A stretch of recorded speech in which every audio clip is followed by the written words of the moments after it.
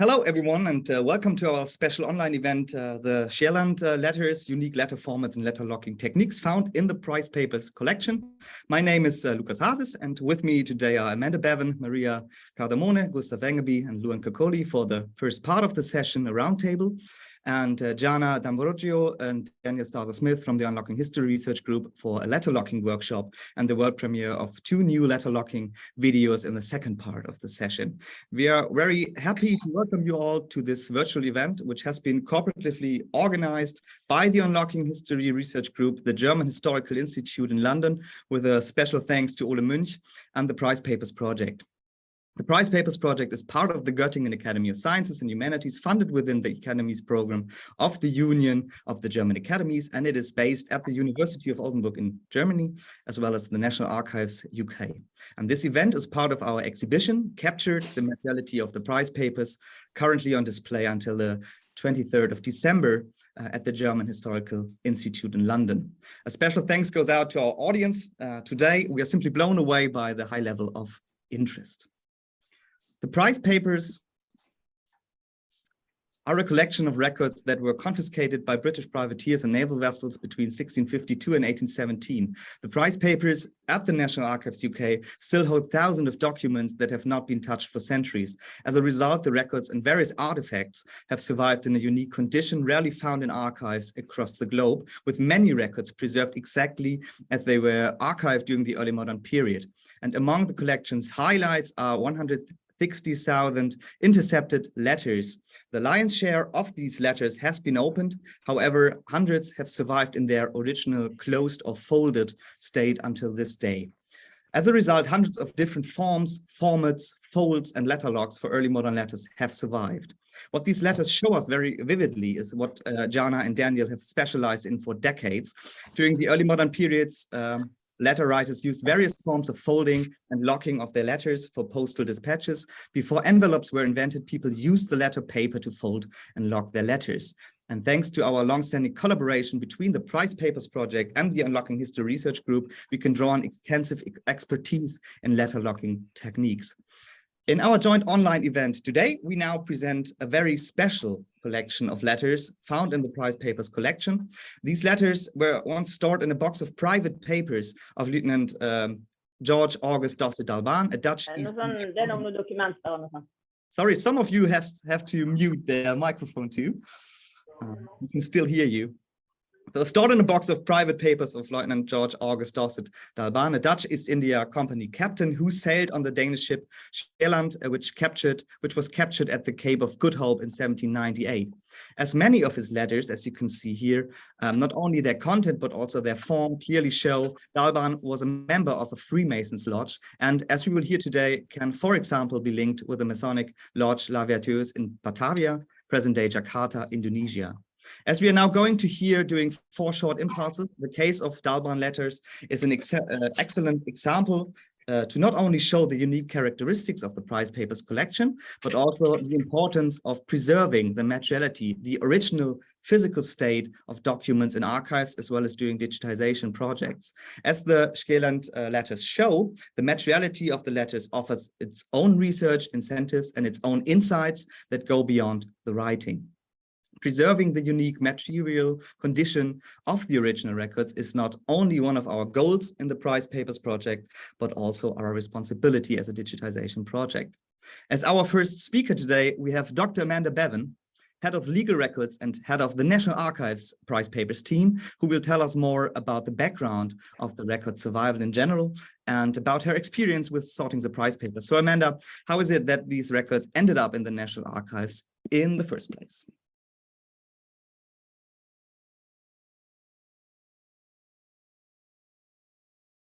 And I think you're still muted. Can you hear me now? Yeah, okay. These were almost the very first set of records in the prize papers that I worked on about 12 years ago. And I wasn't intending to work on them. I was trying to sort out records in boxes on either side of the main collection of these papers. And I couldn't work out what was in, because there was a muddle up, it was ships, books and papers, so it was lots of logs.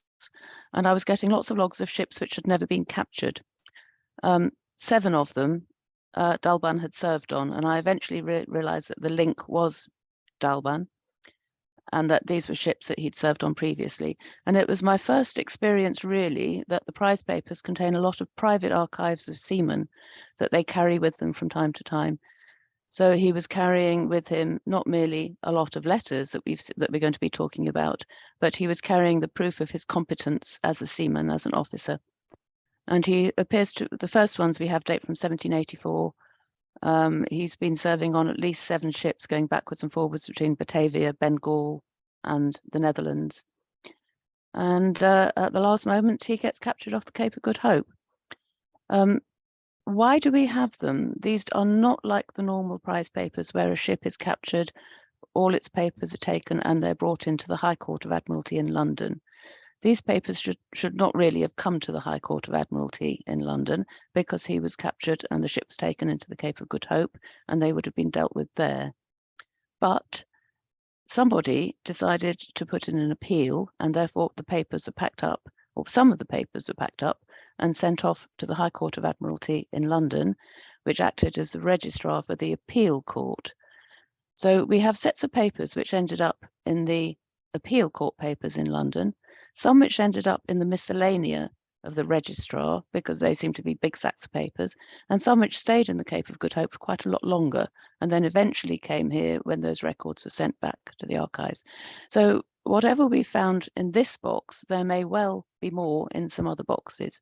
We just haven't necessarily explored them as yet. However, the first time I saw this box of papers, I knew immediately that it was something a bit odd.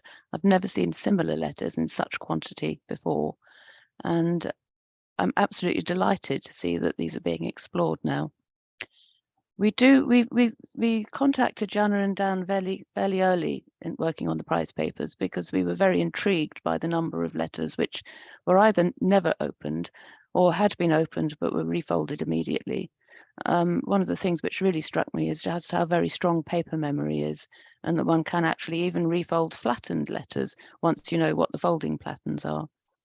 We've discovered so much about how letters are sent, how letters are sent in packets of letters, how an envelope can actually just be a plain envelope, or it can be have directions written on the inside of the envelope.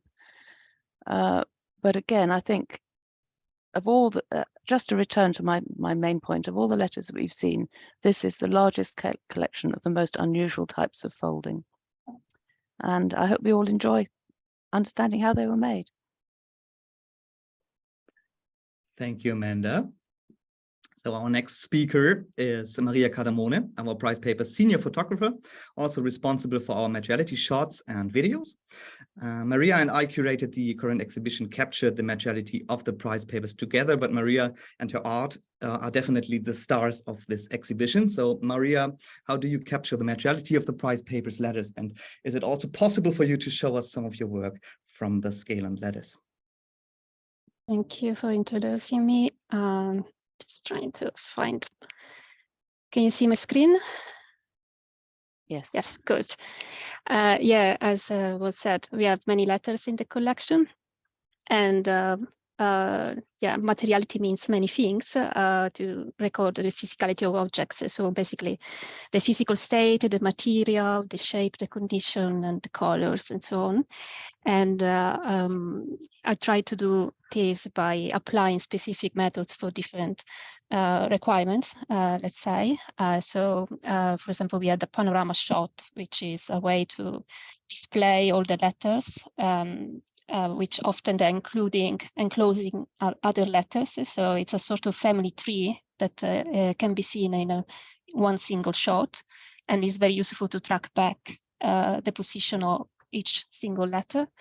And another way, so I show you something maybe here. So you can see the mother letter and then all the children and grandchildren and all the inserts inside, like here we have the rings. And another way to show things in context is to see, for example, the rings beside the letter that were shipped with. Yeah, sometimes they were also sent other type of objects like an hairlock. And we need to record also the condition of letters, because we have 60,000 letters, and some of them are still sealed. So before any decision is taken, we capture them also from their back to show that they are still sealed. And this is quite an unicum in such a large collection. And also part of my materiality approach is recording some of the collection work down on the price papers, which means also showing how our conservator Camilla Camodugan, she's dealing with the letters and, for example, creating different bundles depending on the treatment she's going to apply. Maria, we still see the folder instead of the presentation. I think you wanted to show us more, right? Oh, yes, I was showing some other things.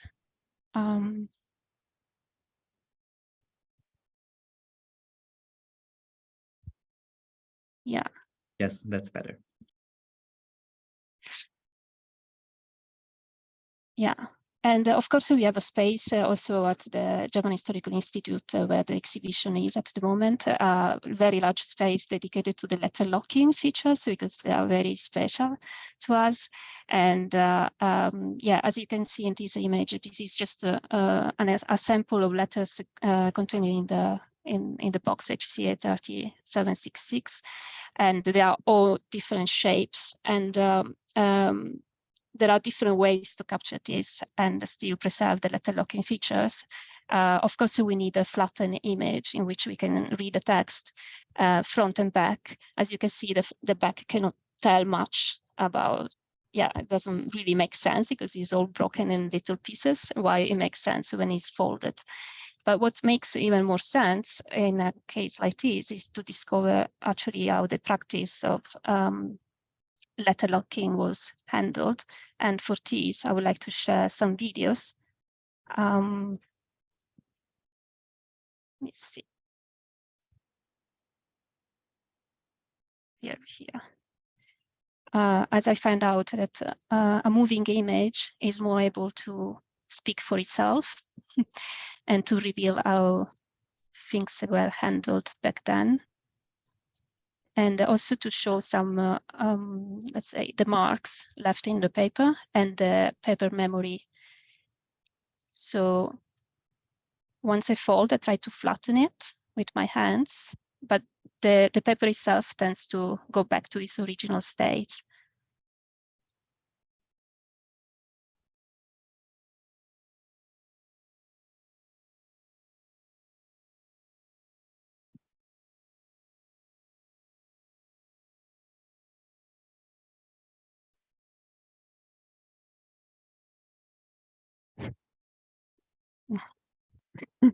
Okay, I would like to show you something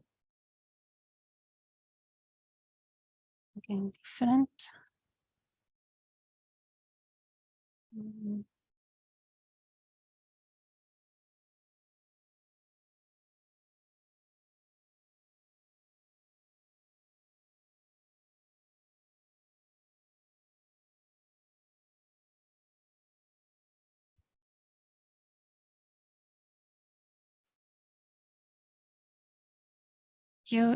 Sorry, I'm having some difficulties here with the share of so many screens. Here we go. So I don't know if it's correct. Maybe John and Dan can tell me more, but I guess this is more letter folding than the letter locking. It's a way the letter was folded in many pages with this triangle shape.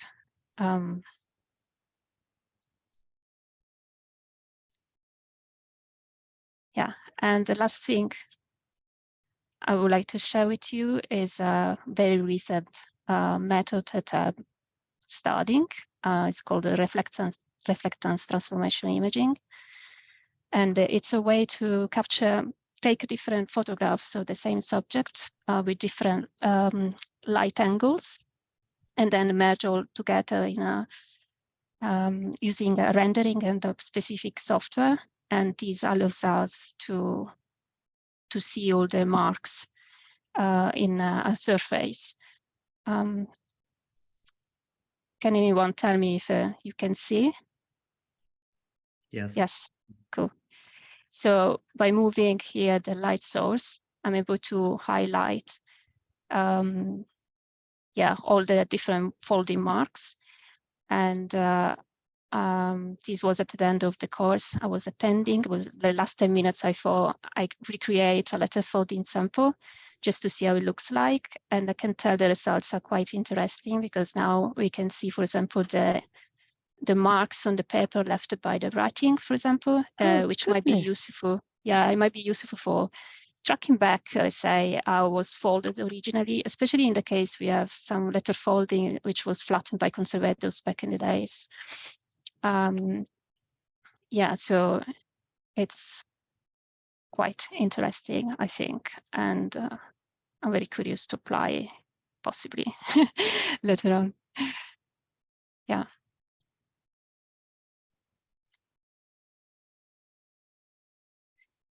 Yeah, and I would like to invite anyone, of course, to come to the German Historical Institute to see more in details the photographs and to read the text written by Lucas. If you cannot make it because you live abroad, I will post in the chat a link so you can walk virtually through the exhibition.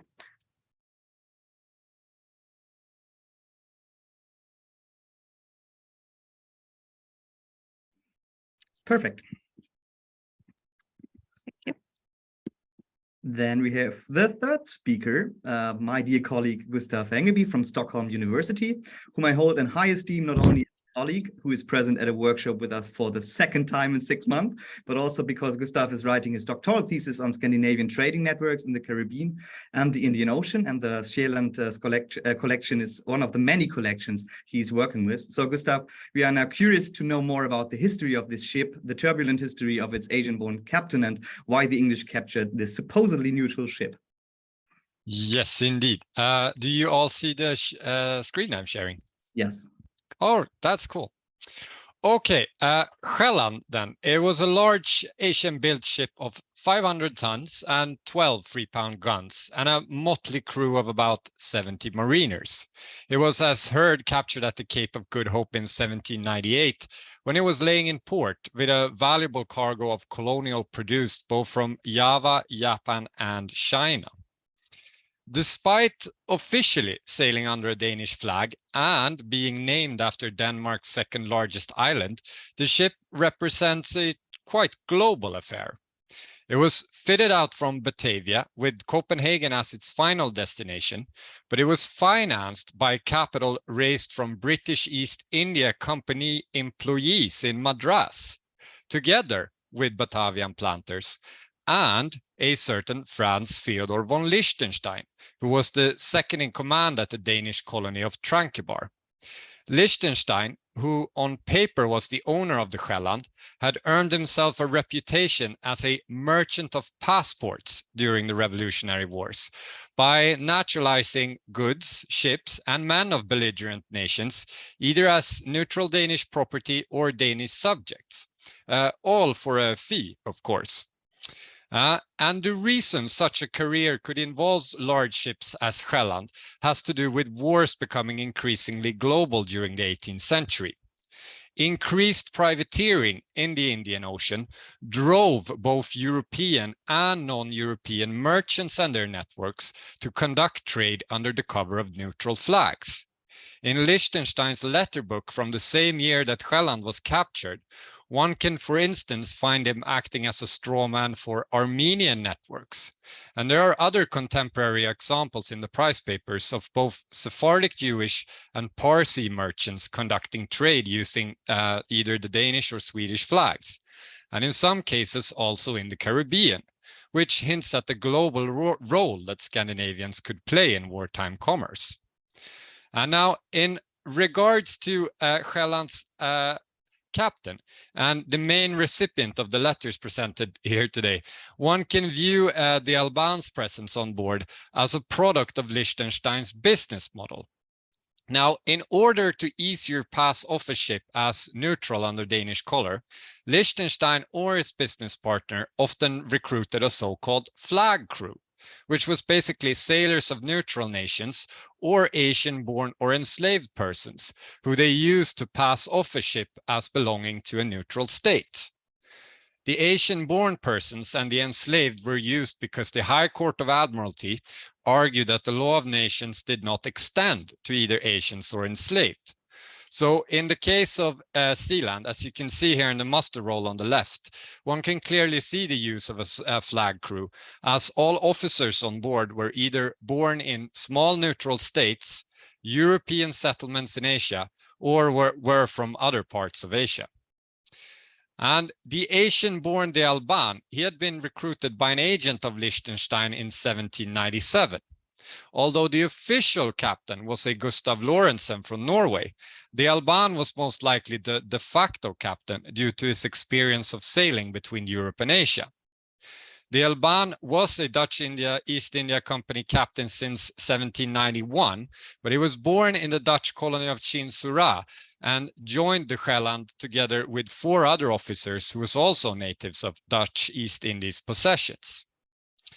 According to the official papers of the company found on board, de Alban had been granted a sick leave to join Sjælland on provision he would return when the voyage had concluded, which was an arrangement that perhaps were procured by the expedition's principal organizer, a Nicholas Everhart, who was a Batavian coffee planter, member of the colony's government, and who, like de Alban, was a member of the Batavian Freemasons Lodge.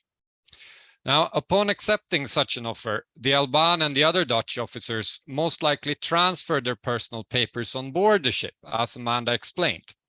So in the vast collection left by the Sjælland's capture, one can thus follow the career of de Alban in the company's service, as well as some other Dutch and Danish sailors on board. But thanks to the work of Hugo Land here, that is with us today, I just found out today that de Alban, after Sjælland's capture, made it back to the Dutch Republic after the capture, where he was to serve a few years in the Dutch Navy on several ships until 1807, when he died.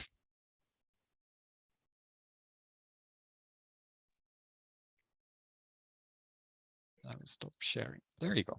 Thank you. The beauty of cooperation, I would say. Mm-hmm. Okay, last but not least, I am not only happy, but also proud to introduce one of my master students, Luan Kakoli from Oldenburg University. He's now going to tell us more about the contents of the 2 letters that formed the basis for the letter-locking models and what we can learn from them on the subject of Freemasonry, the topic of his master thesis. So we know that Alban was a Freemason, but how is this reflected in his letters? Yeah, thank you, Lucas. I would like to begin by saying a few words about the Freemasons. The Freemasons are a global fraternity which possesses a very long history and has gained a great deal of influence, especially during the early modern period. It is a secret society which aims to realize a better society from within itself in the spirit of enlightenment and Christian charity by following the values of charity, freedom, equality, brotherhood, and religious tolerance. Freemasons refer to each other as brothers, and the lodges, as the Masonic communities are called, the Masonic life is cultivated, the details of which are being kept strictly secret, and up until today, Freemasons recognize each other with the help of specific secret symbols and rituals. As many of his letters indicate, due to the content and form, de Alban was a member of a Masonic lodge. And now here you can see the images of the 2 letters from the basis of the letter locking models presented here today, letter number 2 and 11 from the Sjælland collection. I will read them out and explain the contents in the Masonic context. So I will start with the first one, the invitation, the triangle formed invitation. In the name of the High Worshipful Master, Mr. R. Point, in La Vetois, on Thursday, which will be the 25th August, 5796 at exactly 6:30 in the evening.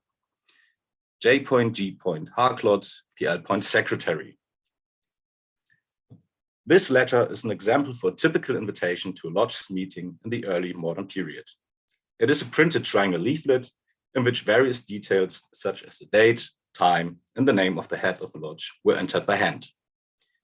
It is an invitation to a meeting of the Masonic Lodge Labertois in Batavia, present-day Jakarta, Indonesia, from the region the Alban originated from. Someone has a microphone on, I think. Okay. Yeah, as is still the case today, this invitation is marked with various Masonic symbols, such as a triangle, the rectangular symbol with a dot, as well as the year 5796. And the year 5796 refers to the Masonic calendar, which equals 1796 in the Gregorian calendar commonly used today. Unlike the Gregorian calendar, the Masonic calendar does not begin with the year 0, but with the year 4000 BC. During the 17th century, an Irish bishop used various sources, such as the Old Testament and the historiography of the Babylonian kings, to determine the correct date of the creation of the world. And the second Masonic symbol to be found in this invitation is a rectangular symbol with a dot in it. I hope you can see it on the letter, on the picture. It is right next to the initials of the lodge master. Some Masons used and still use it today on the cover of a letter to identify it as a Mason-related letter. However, in the context of this particular invitation, it is used as a symbol representing the word lodge. The word lodge not only refers to the house of a lodge or the community of Freemasons, but also to the ritual performed by Freemasons during the meetings. In the context of this invitation, the symbol follows directly after the initials of the chairman, which means that he was the master of the lodge. And the third and final Masonic symbol used in this invitation ultimately is the shape of the letter itself. The triangle is the most important symbol in Freemasonry since it stands for God. There are many different views on how God is symbolized by the triangle. However, the most common interpretation is that each side stands for a divine aspect, the truth, the justice, and the almighty power of God, which means that any kind of symbol, image, or writing within a triangle works within these divine aspects. Therefore, in the Masonic context, it is possible to say that these invitations were written with God's approval. Now to the second letter. Yeah, thanks. The second letter is, as you can see, a regular letter.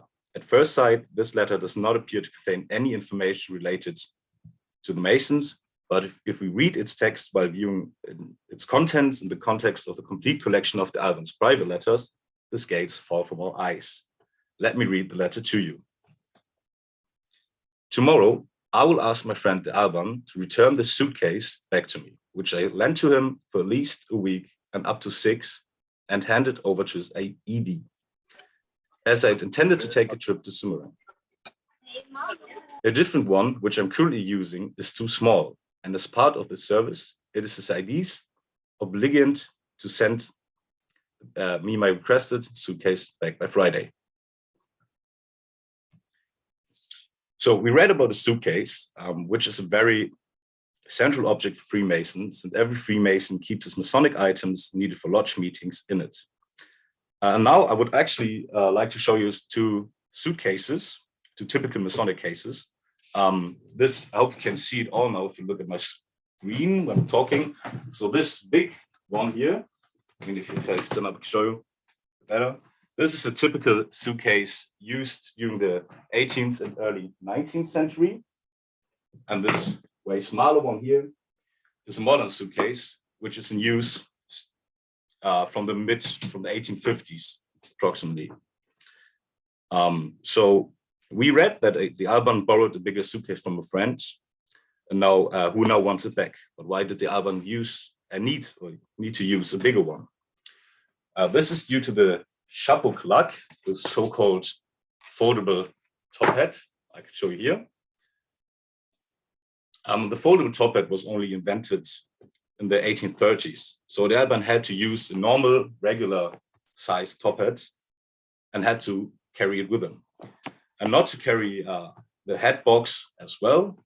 He and other Freemasons at that time Oh yeah, Lucas, maybe you could stop this screen sharing for a second so everyone can see what I'm showing. I think that if you use another mode of images, one can see actually. And you have to hurry a bit, Luan. I'm sorry. Yeah, I know. I'm hurrying. Okay, so this is a top hat. The Albert had to use a regular top hat, so he had to use a bigger suitcase to fit the hat in it.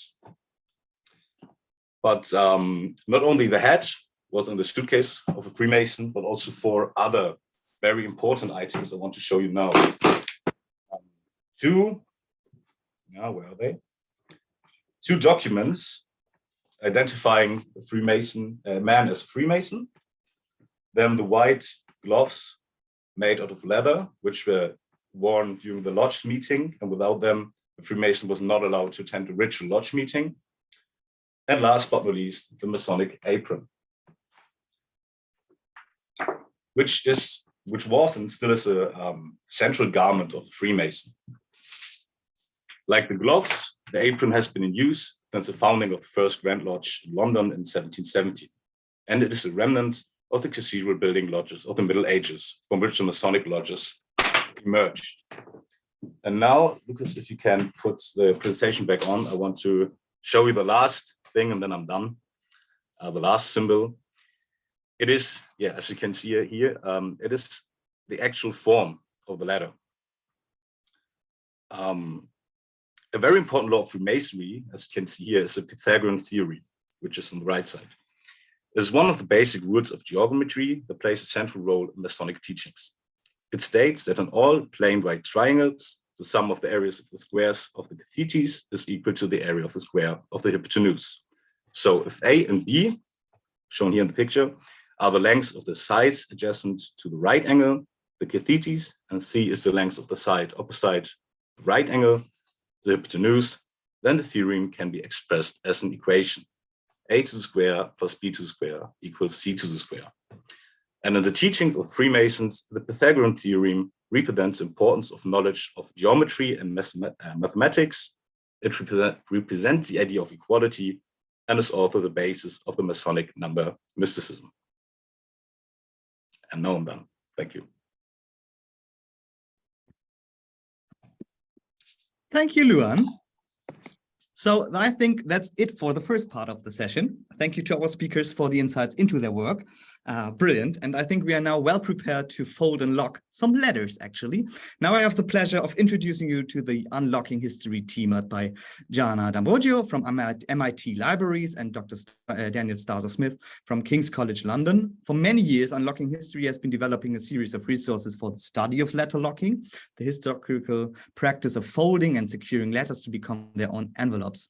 And these resources include a YouTube channel and an online dictionary of letter locking. And we have been cooperating for more than 5 years now. So let me just say that I'm more than pleased that our efforts have now culminated in this event, as well as the fact that letters from the prize papers collection have now made it into your models and videos. So thank you so much for your work and cooperation. And now the stage is yours.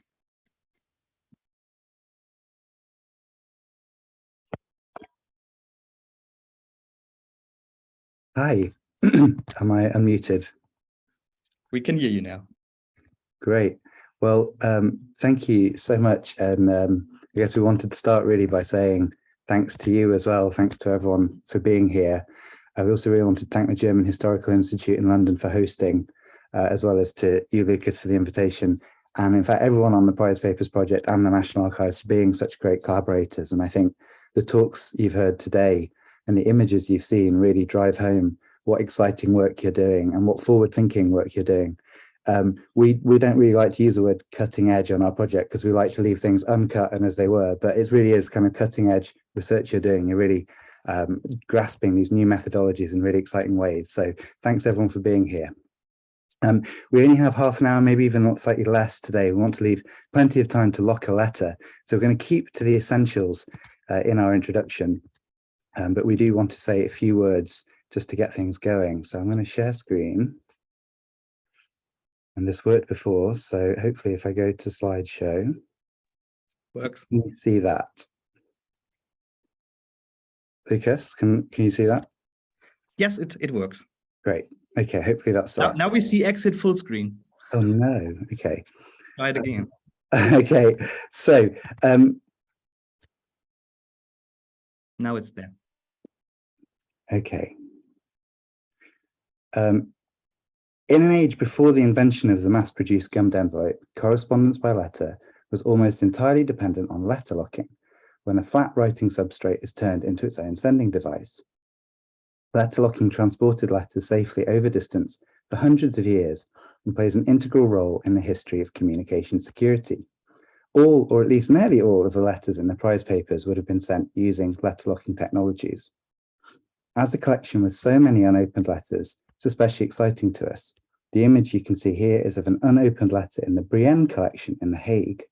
As part of a collaborative interdisciplinary team based across the United States, the UK, and the Netherlands, we X-rayed then virtually unfolded this letter packet without breaking the seal on the original.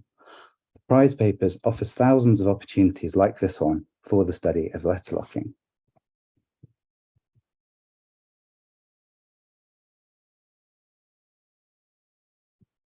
Hello, everyone. I'm Jana, and it's a pleasure to be here today. And my first question for you is, what is letter locking? Here are 3 ways to understand it. Number 1, the act of folding and securing an epistolary writing substrate to function as its own envelope or sending device.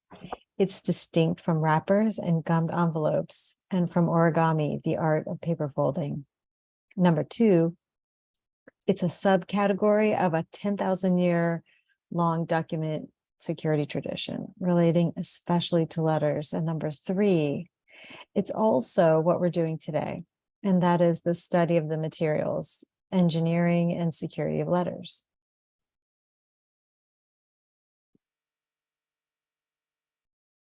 The point of letter locking is to create a robust closure system that resists interference.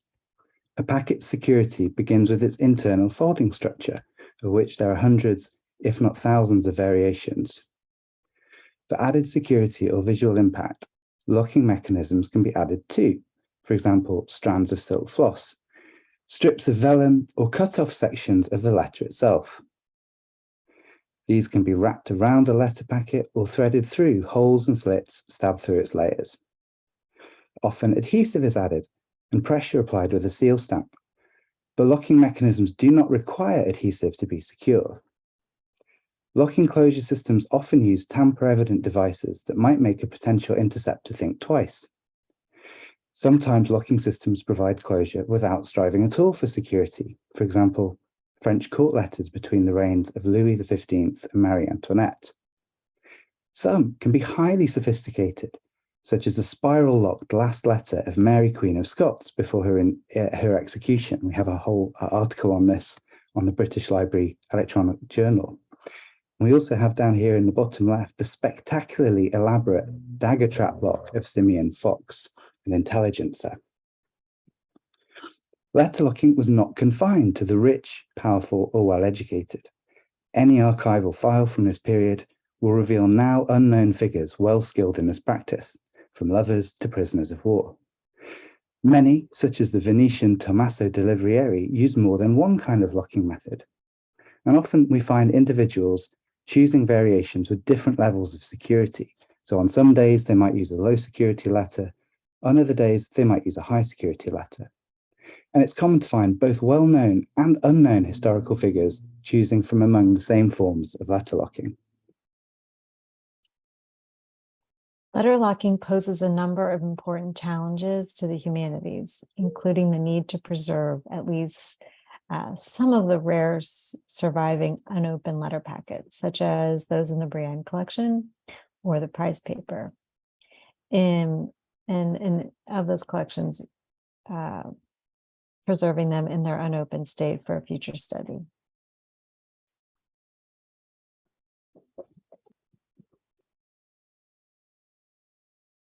We have examined some 250,000 letters over 2 decades and have so far identified around 60 different letter locking variations between the 13th and 21st centuries, with extensive further variation at a micro level. We've classified our findings in the letter locking categories and formats chart, which you can see here. In supporting today's event, we've also launched 2 videos today for your YouTube, on our YouTube channel featuring prize papers letters. We had the privilege to study those in person several years, and the last being in 2019. So we thank again our colleagues over at the TNA for the access to the originals. We could not do our work. And having mentioned the prize papers, we now want to show you how to fold a special kind of letter locking that we came across in this collection. Thank you very much. We're going to show you letters, and then we, as a teaser, if we have a little bit of time at the end, we can share some screenshots. We're developing additional resources. So we'll creating what are called teachables, foldables, and step-by-steps. And we were hoping to have those prepared for today, but they're not quite finished. They're still with our graphic designer. But wants you to know that we still have more work to do to help people understand and embrace easily the practice of letter locking. So thank you. So you were introduced to 2 very cool letters today. One was that triangular Masonic letter, and the other one looked a bit like this. And we call this the nonagon because we count the number of sides. So there are 9 sides on there, so it's a 9-sided shape. And that's the one we want to show you today. Like Jana said, we've got some videos. I put the link in the chat, and they premiered today on our YouTube channel in support of this event. And thanks to everyone who supported that and gave us information, especially Lucas. Thanks for that. So this is a very cool one, and it's relatively new to us. It's not new to us as a letter, but we're introducing it into our workshops. So you're among the first people to do this one as in a letter locking workshop. So it's very exciting. I hope you've all got a piece of paper. So you want a standard sort of blank piece of printer paper is fine. We have seen this structure in Japanese traditions and Korean, but we haven't seen historical letters. This is the first time we've seen the nonagon shape exist as an actual historical letter. So we're really thrilled. It's really important for the study of letter locking. If you're comfortable with it, if you could turn your screens on, we find it's a lot more fun if we can all hold our bits of paper up from time to time just to see where we are, and we can have a quick look around the room. And it's also lovely to see everyone as well.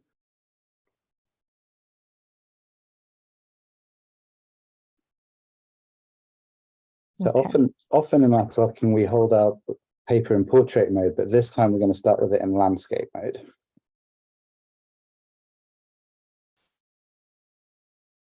And if you want to fake some writing, the writing goes across the letter in its landscape mode. So you could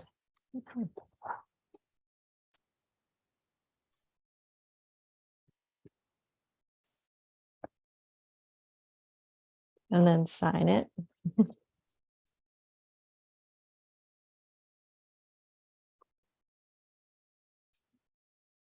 So what you might want to do is have your paper flat on the table. We're going to hold ours up as if there's a table behind it. So what you see, imagine that's flat on the table. Jana and I are the table, and this is lying on top of it. So if you see us kind of folding like this, that means this bit stays on the table and this bit comes down over it.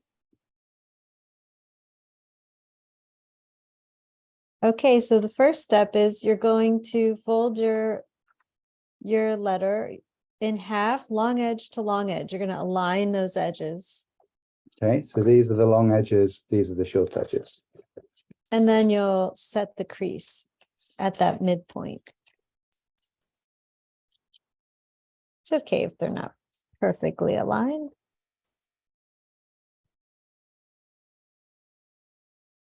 And then you're going to keep it folded. And then you're going to tri-fold. You're going to have to eyeball it, but you're going to tri-fold that half of the paper. This is not in the video, so my bad. So fold My down apologies. roughly a third from the top, get it as equal as you can, a third from the top, and then a third from the bottom, like that. And then you'll unfold.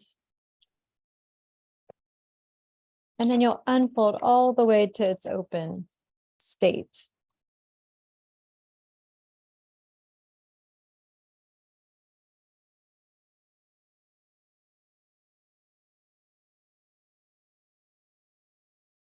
Ready? Then we're going to reuse all the creases we made. And we're going to take the top edge and go along that first crease. We're going to have to reverse the order of that crease. So it becomes, the letter folds onto itself. And you're going to keep that folded. And then you're going to roll down to the next crease.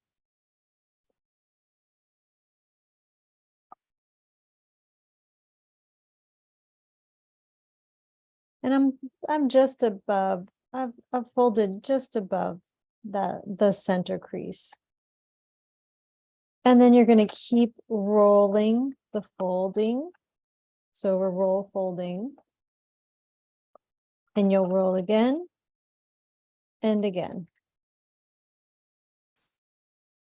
So you have this, you've reduced your letter down to a bunch of stacked single panels. Okay. Okay. Then this center fold that we're going to show you is not in the video and it's not in the original, but it is helpful for learning this structure because it looks really simple and then you can get really confused. That's what I'm saying. This one gets a little bit tricky, so we'll get started. But putting in this center fold is going to help us. We found when we were practicing. Let's go ahead and put the center fold in and unfold. Then you're going to have a nice crease down the middle there.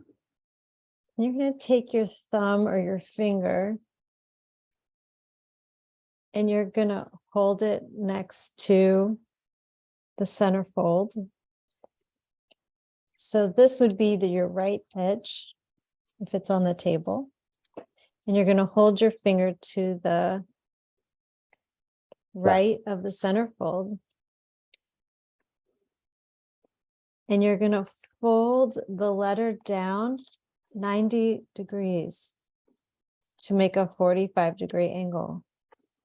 I'm holding mine close to the camera if you want to have a look. So we're going to twist this leg so that the top edge here aligns with that central crease that you made.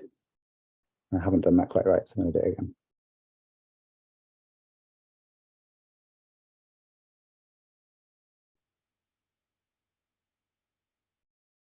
What we found again and again is it's very hard to put into words how to do a fold. And we are working with students to help us write out our closed captions for this one. So that's coming. So then you're going to, do you see this long one that we haven't folded down yet?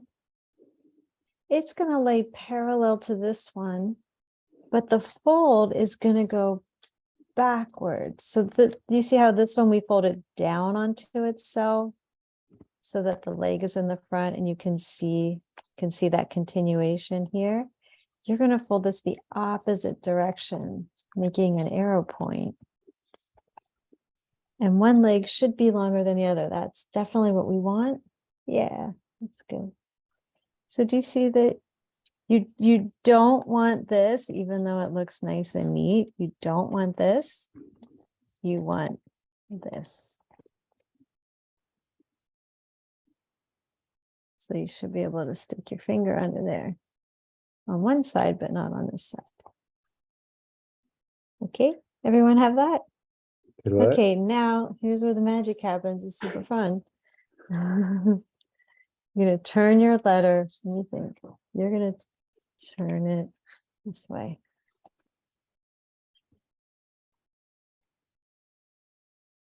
Your arrow is pointing to the right. If it's on your table. And you know the one with the longer leg?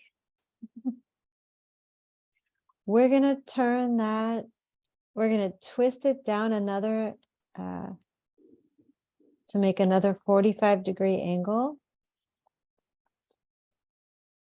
And it's behind, it's going behind the shorter leg. Okay. And we want these to let you see how bouncy they are right now. They're not really locking, are they yet? What you're going to do is, so that's where we were.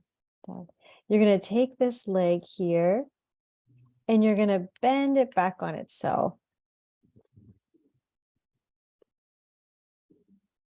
And you're going to take the leg that was pointing down, that longer leg, and you're going to bend it back on itself so that it's laying on top of itself. And then you'll let go of the first one you bent and let go of the second one, and they will be locked in place. Did that work for everyone? Nice. Seeing some lovely ones on there. Oh, unmute. Come on. We Can want you to do hear the you. very last bit again? You bet. Do you fold one of the legs back? What we do is, so you have your legs like this, and you fold the longer one back. So it's like, if this were laying on the table, it would, you know, this would be folding towards the table. But when you get that far, they're not locked yet. They're still like flapping around. So the first leg that you folded, you're going to fold back on itself right at the crease where it started to make the square shape. And then you're going to fold the one that went straight down. You're going to fold that up and over onto itself. And then you're going to let go of the first one and the second leg, and then they should be on top of each other. Another way to do it is literally you just grab the legs and you twist them over on each other, but that's really hard to draw. It's really hard to explain, so we had to figure out a way to create the vectors. I can, if we had time, Lucas would tell us. I can show you some of the drawings and things. Now, before, while you've still got yours, here's one I made earlier, and you'll see I've colored in one side, right? So here's one side. Let's say on this side we've written our address, maybe on one of these two sticks. So we'd call this the address side, right? And it's made up of various different panels. Now, so if I now open this letter, you'll see that those panels have scattered around the page. And we saw this in one of those wonderful images that Maria showed us earlier, where the address was kind of all over the place and didn't make any sense. When it's folded up, it makes sense again. So that's one of the things we look out for in an archival context. Are there, say, patches of discoloration that might show us how this would have originally looked folded up? And we saw again those wonderful crease marks earlier. And now you can see what all those crisscrosses and diamonds in the middle would look like when it's in its folded state.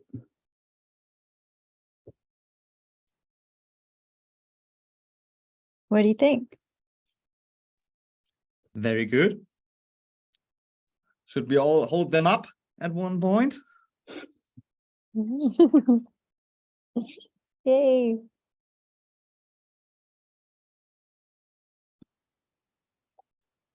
So in letterlocking, some of the ways we categorize the many packets that we use are according to shape. So we call this a format. So what you look like when you're looking at it, what it looks like when it's flat, we count the edges.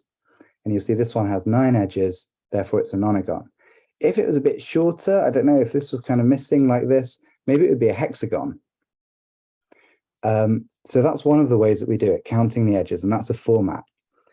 And then we also have a category, which tells you what kind of manipulations were used to lock it.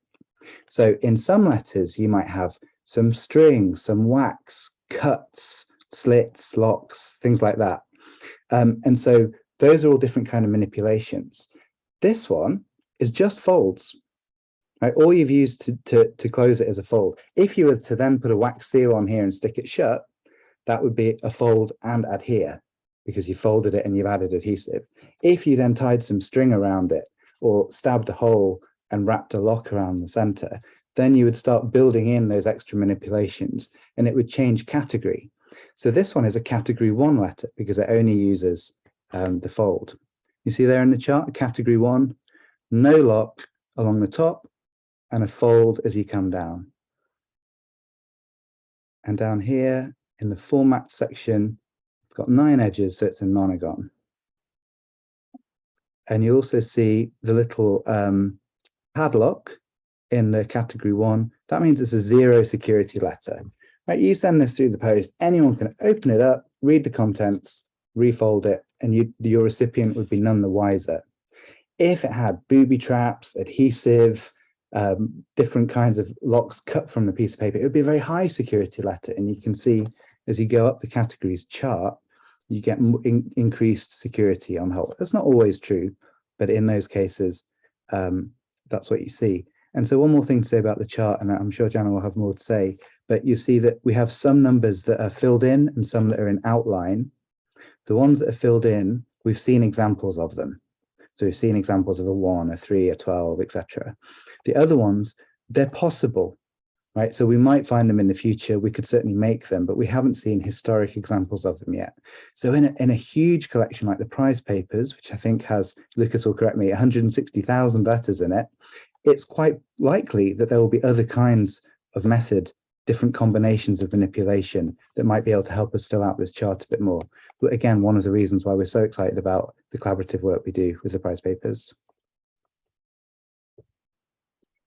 Also, we've created the metadata. We've created this so that we can create metadata and we can begin to build other tools and use in union catalogs. And so that was our intention, to build this system and to have all the types of letters that we haven't seen yet, because we really have just seen so little of what exists out in the world.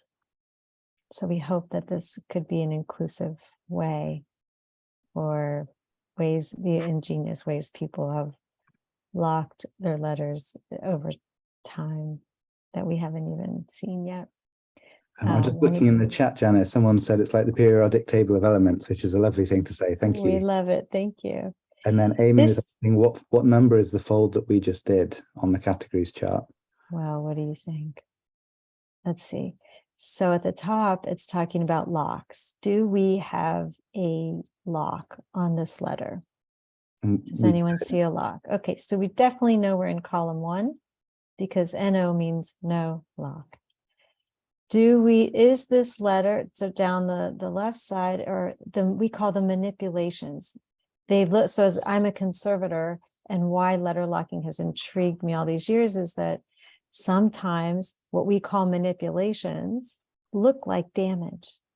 And so in the past, people have seen tears and slits and holes and folds and have tried to remove them, thinking they're damaged or they're harder to read the words. And we're saying they're just as important as the words, and they tell us how the letter, they leave evidence of how a letter was once locked, which helps us categorize them.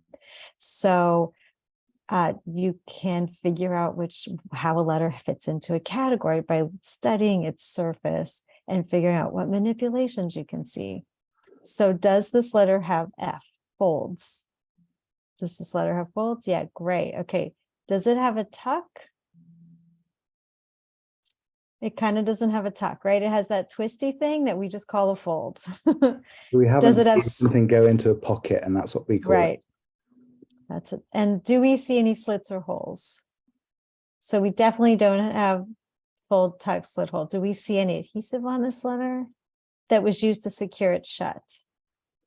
Right? We don't see that. And so what does that mean? It's a category 1. Okay, great.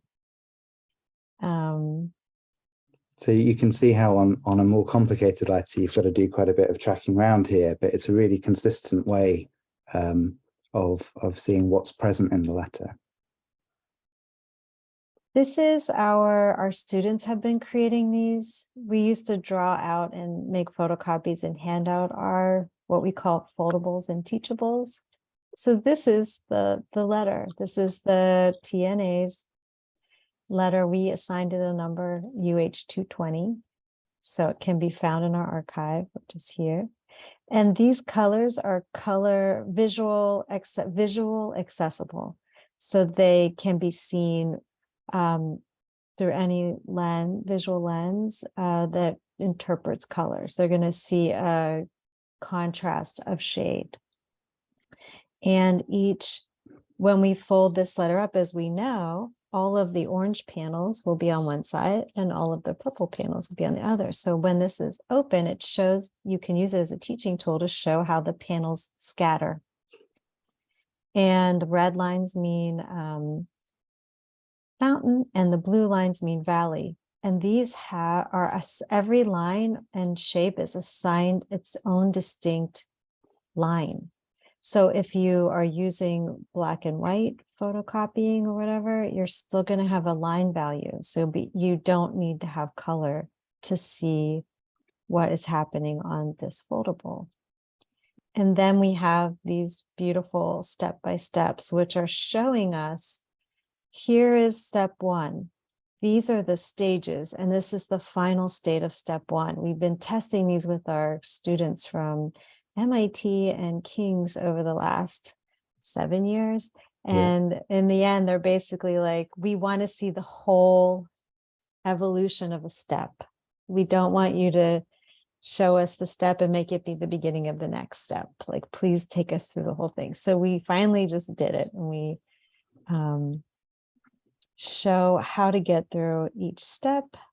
And we went through this just now and have assigned the lines,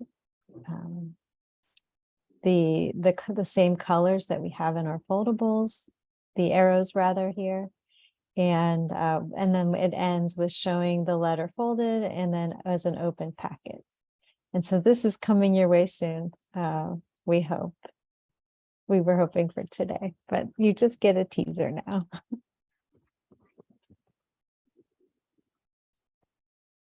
Thank you. Thank you. Okay, so we are at the end of this event. Thank you very much. Thank you, Jana. Thank you, Daniel. Thank you, Amanda. Thank you, Maria. Thank you, Gustav. Thank you, Luan. And thank you to our audience for your interest. And check out our homepages, letterlocking.org and prizepapers.de and the materiality page of the prize papers. And stay tuned.